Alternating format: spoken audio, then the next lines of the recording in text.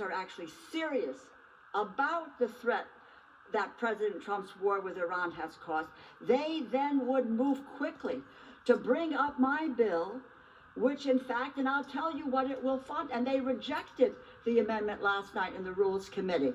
The bill would fund law-abiding components of DHS, Federal Emergency Management Agency, FEMA, Disaster Relief Fund, Cybersecurity and Infrastructure Security Agency, U.S. Coast Guard, Transportation Security Administration, TSA, the U.S. Secret Service, Federal Law Enforcement Training Centers, Science and Technology Directorate, Office of the Inspector General, and Federal Protective Services.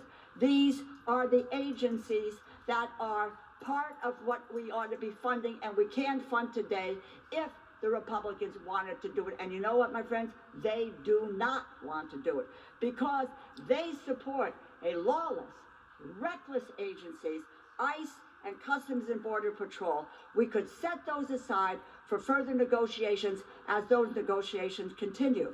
Unlike the bill Republicans have put forward, my measure actually has a good chance of passing, if only the Republican leadership would allow it to come forward with a vote.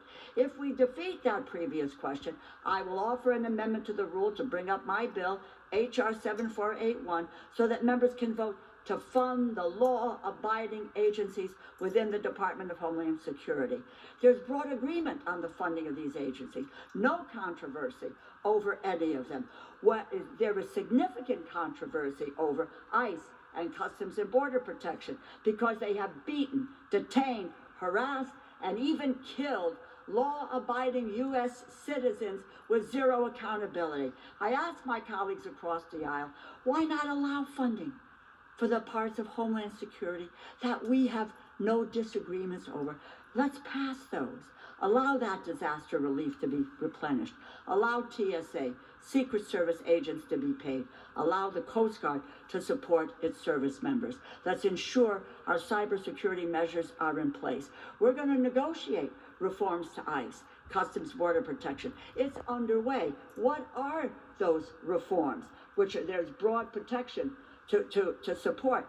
Prohibit the detention or deportation of U.S. citizens. Prohibit operations at sensitive locations like schools and houses of worship. Thank you. Require agencies to get a warrant from a judge before you kick in somebody's door. Remove the masks. Require badges and identification. Allow independent investigations into wrongdoing.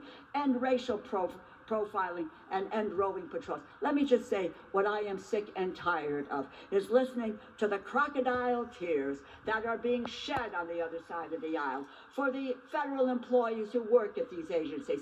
They could care less. I'll give you examples. The president's budget had a $500 million cut to cybersecurity. Where were they when that happened?